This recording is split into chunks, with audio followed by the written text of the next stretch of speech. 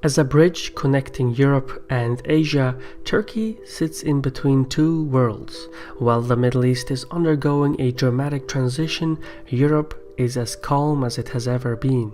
Should this peace be disrupted, the changes that would occur in the Balkans and the Black Sea would affect Turkey, and thus determine its geopolitical objectives in Europe. My name is Shirvan and welcome to Caspian Report. Although most of the landmass of the Republic of Turkey sits in Asia, its heartland surrounds the Sea of Marmara in the west. This area exists of mostly flat terrain and fertile plain that is home to a large community. The city of Istanbul, which has long played a central part in history, is home to nearly 15 million people and is the grand prize of the Marmara heartland. It forms the economic, cultural, and scientific center of Turkey. The location and shape of the Marmara Sea encourages trade, a singular political structure, and an extrovert culture. As such, Istanbul has historically functioned as the seat of power of empires. However, access to the Marmara Sea is restricted by the Dardanelles and the Bosporus Straits. In some places, the choke points are a few hundred meters across. This means that any power that seeks to reach the Turkish heartland must make an amphibious assault on the outskirts and then fight against a highly determined and well-equipped Turkish force that can resupply itself by land and sea. This is a nearly impossible task. Moreover, the Turkish heartland is also a trading hub. It links the Black Sea with the Aegean and from it the Mediterranean. But it also connects Europe to Asia by land. Thus, the Sea of Marmara grants the Turks significant influence to dictate the terms of trade over the Black Mediterranean seas as well as the European-Asian land passages. However, sitting at the nexus of trade does not mean that Turkey can unilaterally limit access to foreign powers. Such a decision would provoke foreign incursion against the Turks and nullify the commercial advantages of the Marmara Sea. By virtue of geography, the Marmara Sea is tied to regional interests. As a result, the Turkish heartland is capital-rich, politically unified and secure. On the other hand, regional disputes often directly and indirectly affect Turkey as well. These characteristics indicate that Turkey cannot afford a foreign policy that encourages indifference or isolationism. The country briefly experimented with an isolationist policy following World War I and the Great Depression when Turkey moved its capital to Ankara. However, by 1946, the Soviet Union had strengthened as much as Turkey had weakened. The former stationed troops on the latter's borders in the Balkans and the Caucasus, and it wasn't long before the Soviets gained influence in Iraq and Syria as well. As Turkey found itself surrounded by the Soviet Union, Ankara became increasingly anxious and joined NATO. In the process, it became a dependency of the United States. By the end of the Cold War, the Soviet Union disappeared from Turkey's borders, and in the ensuing power vacuum, new conflicts broke out in the Balkans and the Caucasus. For Ankara, the transitions of the 20th century demonstrate that stability is not set in stone, and that geopolitical vacuums of power accelerate dramatic changes that can overwhelm even the most formidable nations. It also displays that Turkey, whether it likes it or not, is tied to events in the region, and therefore cannot remain indifferent to its surroundings. In other words, Turkey must follow a proactive policy and block foreign powers from encroaching on its proximity. As things stand today, Ankara's focus is not required in Europe. The Balkans is home to dozens of ethnicities. Every nation has made a bid for supremacy, and those who are incapable have sought favor with outside powers. Nearly every faction has disputes with another, and most groups are split from within. The result is a web of alliances and coalitions that has destroyed empires. Turkey has no appetite to sit in the middle of these bitter disputes. Plus, today the situation is as stable as it has ever been, since nearly all the nations of the continent are EU and NATO members.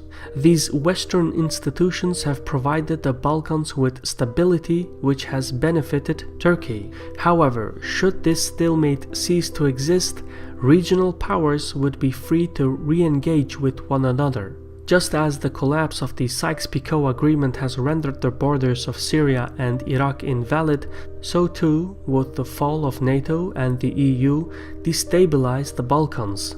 In such a scenario, Ankara would be left with no choice but to act and fill the vacuum of power in its neighborhood before other rivals do.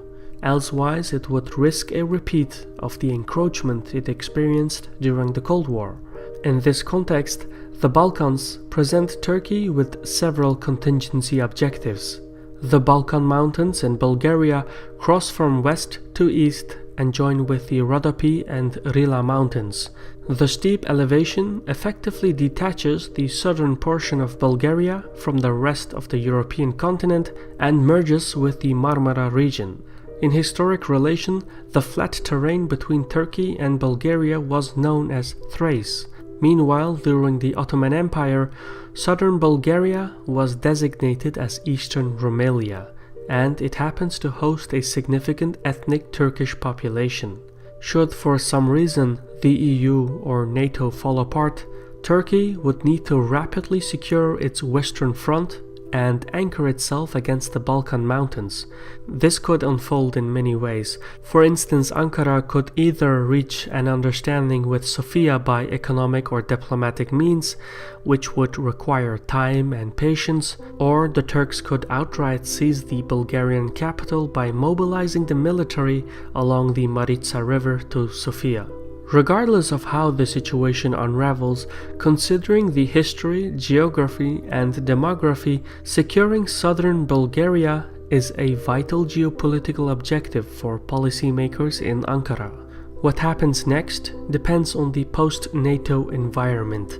If there is no significant adversary in the west or north, the Turks can stop in Bulgaria. However, should a new rival power emerge in the region, then Turkey will need to act accordingly and acquire an additional buffer zone. At this point, the most obvious procedure would be to move further north and secure the Danube Valley lodged between Bulgaria and Romania. Here, Turkey needs to fortify itself against the geographic elements in the region.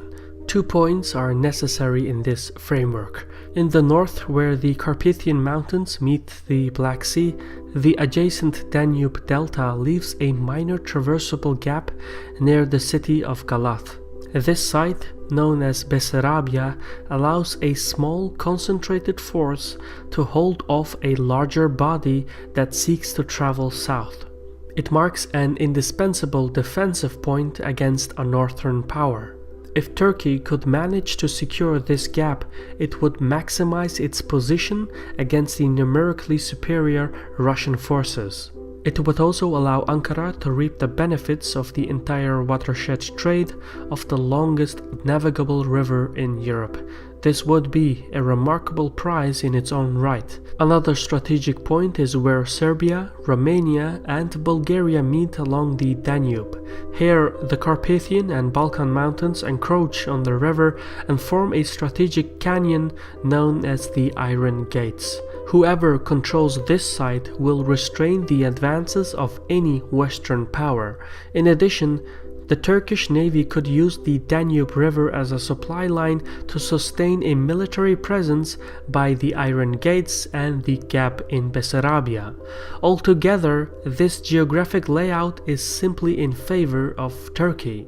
Should NATO or the EU collapse, then Turkey would have to figure out a way to secure the strategic points in the Balkans. Accomplishing these hypothetical objectives is best reached through a mutual beneficial arrangement between Turkey, Bulgaria, and Romania, as opposed to a military occupation.